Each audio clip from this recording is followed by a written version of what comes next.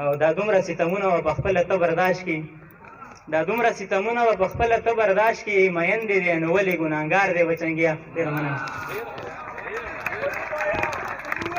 کامیابی مې د ازله په نصیب وه. واه ډېر ښه دی یار، ډېر ښکلي مثال.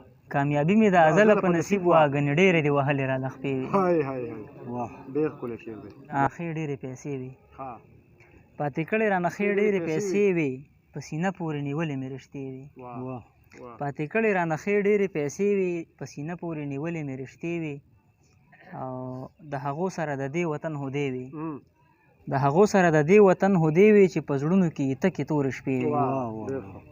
د هغو سره د دې وطن هدې وي چې په زړونو کې یې تکې تورې شپې وي.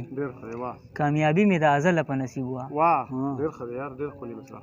کامیابي مې د ازله په نصیب وه، ګنې ډېرې دې وهلې را لخپې وي. هاي هاي هاي واه ډېر ښکلی شعر دی. کامیابي مې د ازله په نصیب وه، ګنې ډېرې دې وهلې را لخپې وي. د چا خیال کې په خوبونو پسې ړوند شوم، واه د چا خیال کې، د چا خیال کې په خوبونو پسې ړوند شوم، د چا غېږه کې مې کړې شوګیرې وي، او ډېر په ګرانه مې ساتلی وي ایمانه. ډېر په ګرانه مې ساتلی وي ایمانه. غني وره ډېر په ګرانه مې ساتلی وي ایمانه، د دې ټول جهان اینده وې راپسې وي. واه واه ډېر زبردست. ډېر په ګرانه مې ساتلی وي ایمانه، د دې ټول جهان اینده وې راپسې وي. د مولا صاحب بې شمېره مریدان شول، د مولا صاحب د مولا صاحب بې شمېره مریدان شول، بیان کړی یې د هرو کرشمې وي. واه ډېر زیات ښکلی. د مینو تنده نه پرې ماتېدله، د مینو تنده نه پرې ماتېدله، په قدم قدم که جوړې میخانې وي. سلطنت او عبادت د هغو کارو، سلطنت او عبادت د هغو کارو، پیوندي چې به یې هر وخت جامې وي.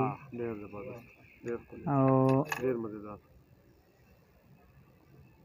ښځه د اخري شعر یم چې ای صاحبه درمان هېڅ چېرته کې نه و، ای صاحبه درمان هېڅ چېرته کې نه و، د زړګي د پرهرونو وازې خولې وي.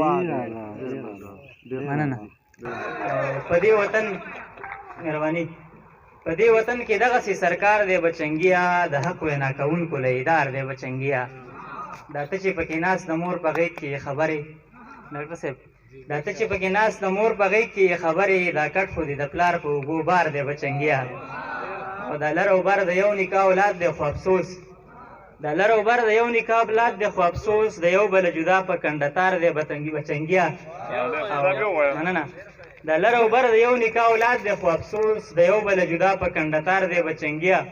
او دا دومره ستمونه به په خپله ته برداشت کړي، دا دومره ستمونه به په خپله ته برداشت کړي، میندې دی نو ولې ګناهګار دی بچنګیا. ډېره مننه.